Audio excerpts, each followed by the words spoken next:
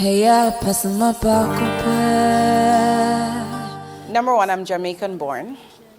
So my name is Gillian. I was born and raised in Jamaica. So I went to school there, high school, finished, graduated, moved to the US to do college, and then moved to Canada to finish up university. So I lived in Canada for 19 years, which is where I joined and started working in the investment industry. That's where I fell in love with investments.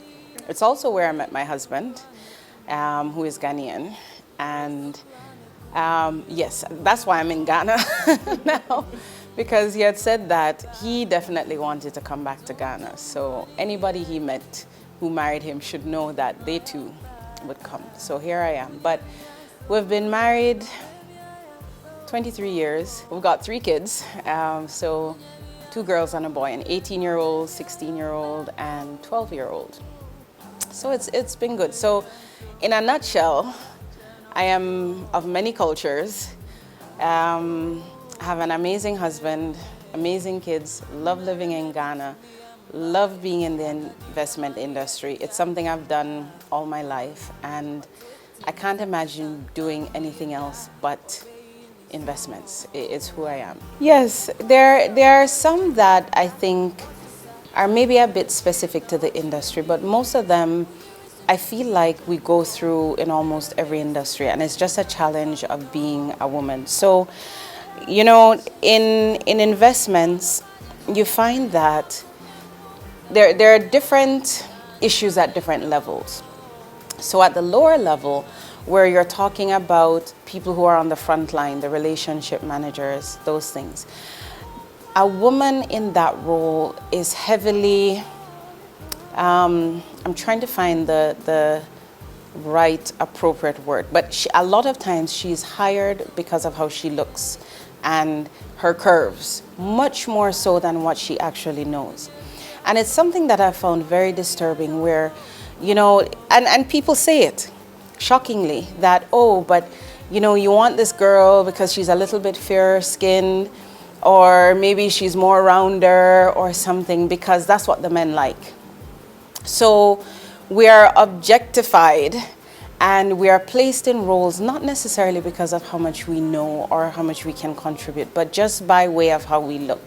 As women, I feel like we're responding to the male domination by trying to use our bodies and not our brains. And it is a short-term solution. It's not sustainable. A team member told me once that, oh, I'm expected to mother my people. So I'm expected to be a mother. I am expected to be nice and soft and encouraging. In essence, I'm expected to be a woman. And I remember that day telling him that, listen, I only have 3 children. When I step into data bank, I don't have any children. So I have team members, and I am not about to mother anybody except the 3 that I have at home. And he was a bit taken aback. But the fact is, people keep trying to push women into a certain corner and into a certain role, and too many times, Eunice, the women accept it.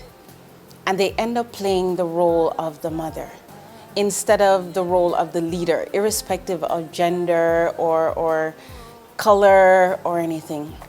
So one of the things I learned as a leader was that, and even before I was in any leadership role, one of the things I learned when I was living in Canada is that when you do good work and you bring value to the table, people stop seeing gender, they stop seeing race, they stop seeing a lot of those things when your value starts to speak for itself.